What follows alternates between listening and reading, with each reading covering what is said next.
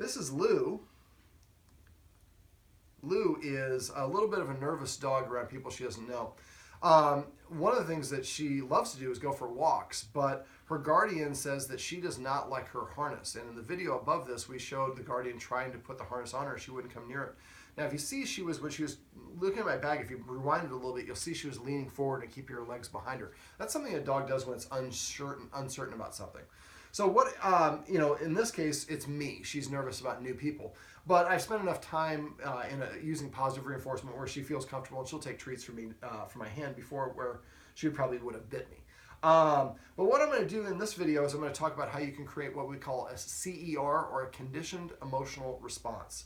And this basically, dogs learn through association, Pavlovian. This is classical conditioning. So basically what we're going to do is we're going to introduce something, in this case the harness that she does not like, and we're going to help her feel better about it. Now, a lot of us, for whatever reason, she doesn't like this. But the guardian puts it on her and goes for a walk, and the guardian's confounded because she loves going for walks, so she doesn't understand why she doesn't like this. Well, we don't necessarily need to know why she doesn't like this. It would be helpful if we could see, well, there's a spur in there that's digging into her, that sort of thing. Make sure the obvious stuff is gone. What we want to do is help her have a positive association with it. Lou, come.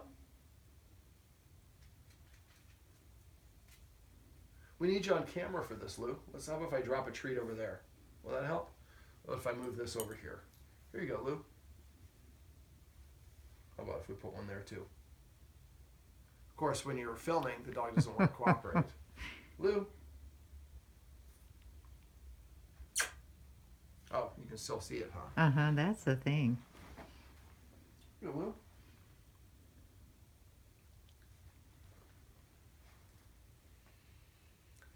So patience is key. We have to just wait for the dog to kind of figure out. And so you see how she's leaning. She's saying, I'm a little uncomfortable. Are you trying to trick me? And I'm guessing the guardian at times has tried to trick her and to get her to wear the harness for whatever reason. But that breaks the dog's trust.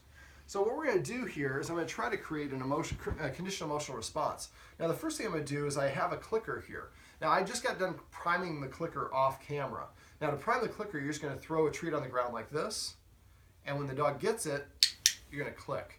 Now, do this several times before you actually start doing anything with the clicker. Sometimes I'll do it with like 2 or 3 treats. Now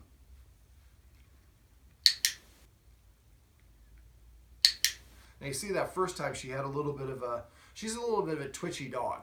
And so you want to keep on priming the clicker until you don't have any more of that. The second time she didn't have one. So what I want to do is I just want her to simply look at this to get it. And as soon as she does, I'm going to drop a treat. So we're not putting it on her. We're just asking her to look at it. And as soon as she looks at it, I click. The click means that's the moment that you did the thing that I want. And then I'm taking the thing out of her sight so she doesn't have to see it.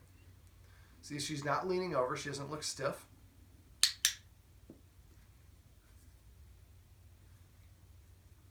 So I want just association. So all she has to do is look at it and a treat falls from the sky. Not going on her.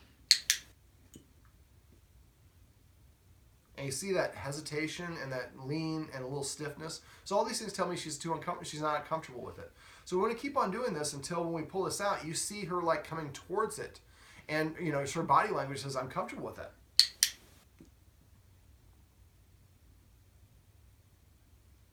A little too close to me, so I'll put it a little closer to her.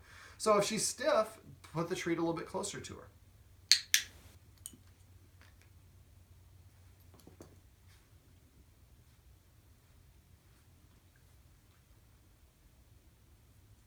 Now you can use cheese or whatever you want to use. She likes the treats that I'm using, which are chicken liver. She's a little bit stiff, so I'm going to go ahead and just offer another one, do a little clicker priming. There we go. So now I can switch and go.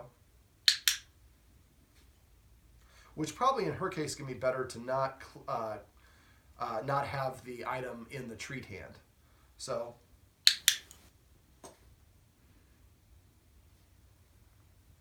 And we don't want to make a challenge. We want her to get that treat as quickly as possible. So if the first stage of this is just doing this. We hold it up, she looks at it, we click, and then we offer throw a treat on the ground, she gets it. I'm not going to be able to go through all these because this is going to be a process we're going to go through, so I'm just going to describe the rest. So what we want to do is keep on doing that until when you pull this out, the dog is looking at it, and instead of being like this or like this, the dog's like, up and kind of try to sniff towards it and seems interested in it. No hesitation. I like you going in the dog bed there.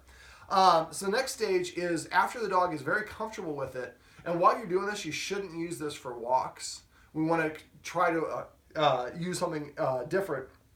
Otherwise, we're creating a little bit of cross-contamination.